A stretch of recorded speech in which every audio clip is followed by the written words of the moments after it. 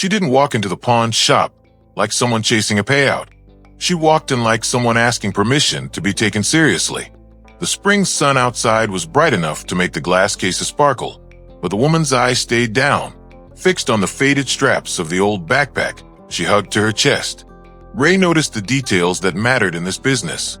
The way she stood near the door like she might apologize and leave. The careful way she kept the bag closed with both hands. And the quiet sentence she practiced twice before she finally said it out loud. "I'm not trying to be a bother," she murmured. I was hoping for maybe 400. 6 if you can. Something to get me through the month." Lila, Ray's sister, didn't rush her. She'd learned that older customers didn't come in to sell jewelry as much as they came in to admit they were scared. The woman introduced herself as Mrs. Harlan, late 70s, small frame, stubborn posture, the kind of person who had lived through enough to hate asking for help. She explained, in a halting way, that her kids had told her to throw the stuff away. Costume junk, they'd said. Nobody wants it. But she'd been cleaning out an old shed behind her sister's house. Spring cleaning turned into spring excavation, and she'd found a wooden box inside a rusted tool cabinet. The box was taped shut, dusty, forgotten under years of "we'll deal with it later." Inside were tangled chains, flashy clips, big stones, gaudy brooches that looked too shiny to be real and too strange to be worth anyone's time. Mrs. Harlan had almost tossed it.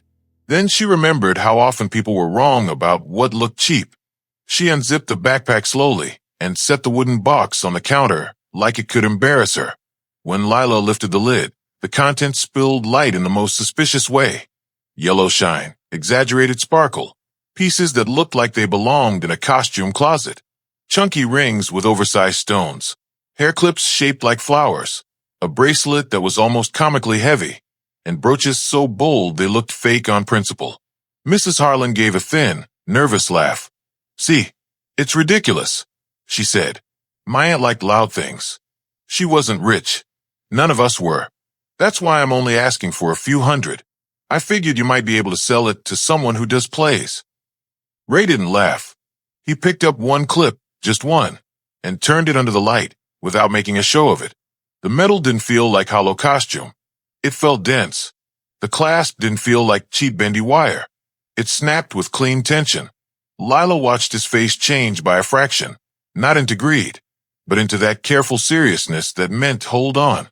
She took a ring, rubbed a thumb along the inner band, and her eyes flicked to Ray as if she'd seen something stamped there she hadn't expected. Mrs. Harlan misread their silence as disappointment. Her shoulders tightened. "If it's not worth anything, that's okay," she said quickly. "I'm sorry. I just thought groceries are high. And my prescription." Her voice trailed off. Pride fighting need. Ray set the piece down gently, like it deserved respect even if it was ugly, and looked at her with a steadiness that made the whole shop feel quieter. "Ma'am," he said, "before we talk about 400, can I ask you something?" Mrs. Harlan blinked. "What?" Ray nodded toward the box. "Are you sure your family didn't know you had this?" Because sometimes the real surprise in a pawn shop isn't the jewelry. It's how fast other people suddenly care when they smell value. Ray didn't say gold out loud. Not yet. He let the pieces speak first, because with flashy old jewelry the truth is always hiding in tiny places where the shine can't fake it. He turned the flower-shaped clip over and studied the hinge like a mechanic studies an engine. Cheap costume clips feel loose, almost tired. This one snapped shut with clean tension, the kind you only get from good metal and careful hands. Lila lifted a chunky ring that looked absurdly oversized, then ran her thumbnail along the inside of the band. She paused, eyes narrowing, and Mrs. Harlan felt her stomach drop the way it does when a doctor goes quiet.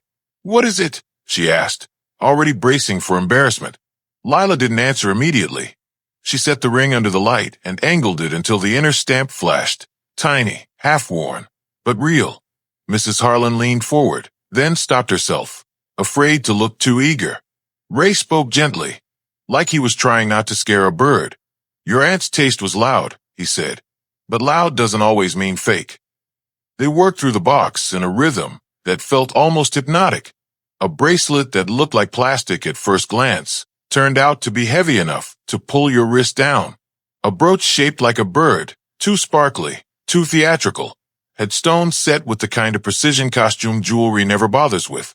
A chain that seemed yellow, in a cheap way didn't flake under rubbing. It held its color stubbornly, like it belonged to itself. Mrs. Harlan watched their faces more than their hands, trying to decode what she couldn't understand. She'd come in asking for $400 because she thought this was the kind of junk people buy for Halloween. Now Ray and Lila were separating pieces into two piles without discussing it. One pile for still maybe, another pile for don't blink. And then the tension shifted, not from the jewelry, from the world outside the glass door. The spring afternoon had that soft brightness that makes people linger on sidewalks, and the pawn shop's bell chimed twice in quick succession. A man stepped in with a too-easy smile and a clean baseball cap, the kind of person who looked harmless until you realized his eyes were measuring the counter. He didn't browse. He didn't ask about tools. He glanced once at Mrs. Harlan's wooden box, and then tried to act casual. "Y'all do estate cleanouts?" he asked, like it was small talk. Mrs. Harlan stiffened, suddenly aware that she'd walked in here with her whole month in a backpack.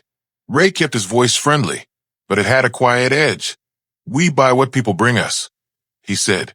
"What can we help you with?" The man shrugged, still smiling. "Just curious," he said. "Heard someone found a little stash in an old shed. Folks are spring cleaning right now. Crazy what people throw away." He said it like a joke, but it landed wrong. Mrs. Harlan's face went pale. She hadn't told anyone. Not her kids. Not her neighbors. She'd only mentioned a shed to the cashier at the grocery store when she bought tape, and even that was a throwaway sentence. Lila's eyes met Ray's for a heartbeat. The same thought passed between them. This story is already traveling faster than it should. Ray didn't accuse the man. He simply closed the wooden box gently and slid it behind the counter, out of sight, like he was putting away something fragile. "Ma'am," he said to Mrs. Harlan, voice calm. "Let's talk numbers in the office." Mrs. Harlan blinked. "Numbers?" she whispered, as if she didn't dare hope. Lila took her elbow lightly and guided her a few steps away from the floor, away from ears, away from the man's curious grin. Mrs. Harlan's heart thudded as if it was trying to climb out of her chest. She'd come in asking for $600. Now, with the box closed and hidden, Ray opened his notebook and said something that made her forget how to breathe. "Before we even touch the rest," Ray said quietly, "I need you to understand this. If these stamps are what they look like, you didn't bring costume jewelry. You brought real gold. And you brought a lot of it." Mrs. Harlan didn't cry right away. At first, she just sat there in the little office chair, hands folded so tightly her knuckles looked like chalk, staring at the tabletop as if it might start arguing with her. She kept repeating the same sentence under her breath, not to convince Ray and Lila, but to convince herself. "My kid said it was junk." Then softer. "My sister kept it in a shed."